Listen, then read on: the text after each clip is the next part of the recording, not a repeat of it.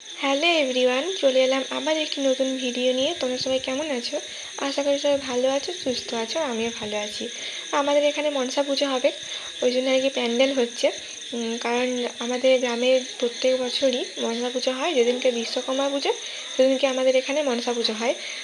তো ওই জন্য খুব মানে ধুমধাম করে জাঁকে হয়, অনেক ভালো করে হয়, বক্স টক্স লাইটিং। আর এই বছর আমাদের পাড়াতে পুরো ধামাকা হবে, মানে একটু অন্যরকম হবে অন্য বছরগুলোর থেকে। তোমাদের সঙ্গে সবটাই শেয়ার করবো। তো চলো, আমি সকালবেলাতে মন্দিরে গেছিলাম, যে মন্দিরে যেয়ে পরে মন্দিরটা ধুয়ে বাগিয়ে মন্দিরে বাসন টাসন ধুয়ে তারপরে একটু তোমাদের সঙ্গে শেয়ার করলাম, প্যান্ডেলটা দেখাচ্ছিলাম। প্যান্ডেলটা করছিল আর অনেক তাড়াতাড়ি প্যান্ডেল স্টার্টিং করে দিয়েছিল। তো ভালো তোমাদের সঙ্গে শেয়ার করি, আমি দাঁড়িয়ে দেখছিলাম। আর দেখবে যে কোনো পুজোতে প্যান্ডেল আরে করলে যখন করে তখন দাঁড়িয়ে দেখতে কিন্তু ভালো লাগে। তো ছোটোবেলায় দাঁড়িয়ে থাকতাম, দেখতাম, পড়াশোনা সব লাটে তুলে দিয়ে। তো এখনও অভ্যাসটা রয়ে গেছে এবং দাঁড়িয়ে দেখি, কিন্তু দাঁড়িয়ে থাকা তো হবেই না, ঘরে কাজ সারতে হবে। আর দেখো কত কাশফুল ফুটেছে। কাশফুল ফুটেছে মানেই মানে দুর্গা পূজা মানে শুরু, মানে কাশফুল আসা ফুটে গেছে মানেই মা দুর্গার আগমনের বেশি দিন দেরি নাই। তো কাশফুলগুলো অনেক ফুটেছে আমাদের ওদিকে, মানে আমাদের বাড়ির পিছনের দিকে, তারপরে দূরে মাঠে অনেক অনেক ফুটেছে। ওদিকে শ্যুট করতে যায় তো ভালো শ্যুট হবে। তারপরে দেখো আমাদের নতুন একটা ফিল্টার কিনলো, আজকে সেট করে লাগিয়ে গেল। তো ফিল্টারে জল খাওয়া কিন্তু ভালো, কিন্তু আমি একদমই খেতে পারছি না, কারণ কীরকম যেন কষা কষা লাগছে। এমনিতে ফিল্টারের জন্য আমি খেতে পারি না। তারপরে মন্দির থেকে এসে একটু জল টল ধরলাম, ফিল্টারে জল নিলাম, তারপরে বোরিংয়ে জল টল ধরে এখন আমার কার্তিক বেটুকে একটু মানে ওকে তো চান করাতে পারি না, তাই একটু মানে গাটা মুছিয়ে পরে জামাটা চেঞ্জ করে দিলাম। আর তারপরে খাইয়ে দিলাম ওকে। তারপরে খাইয়ে আমি নিজে মুড়ি খেয়ে নিয়েছিলাম, যে মুড়ি টুড়ি খেয়ে তারপরে ভাত চাপিয়ে দিয়েছিলাম, তোমার সঙ্গে শেয়ার করতে পারিনি।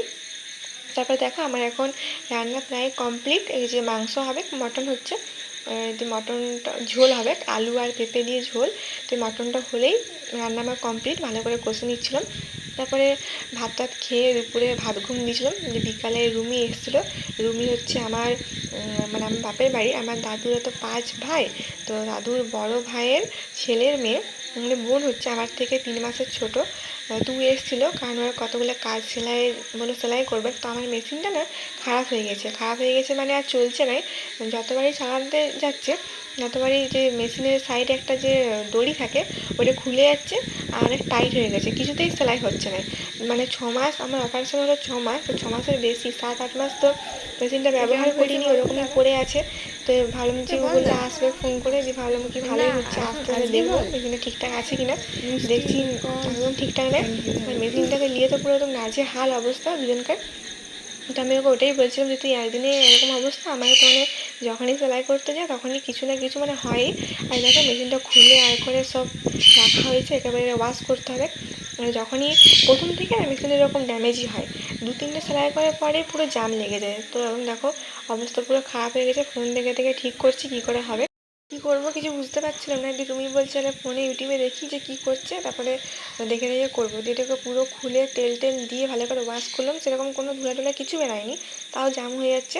তারপরে যখন তেল টেল দিয়ে পুরো লাগালাম, লাগিয়ে দিলাম। এবার দাঁড়া সেলাই করে দেখি, কিন্তু সেলাই করে দেখা হচ্ছে তাও মানে ঠিক হয়নি, একদম টাইট হয়ে গেছে, ভালো করে সেলাই করা যাচ্ছে না, কিছু না।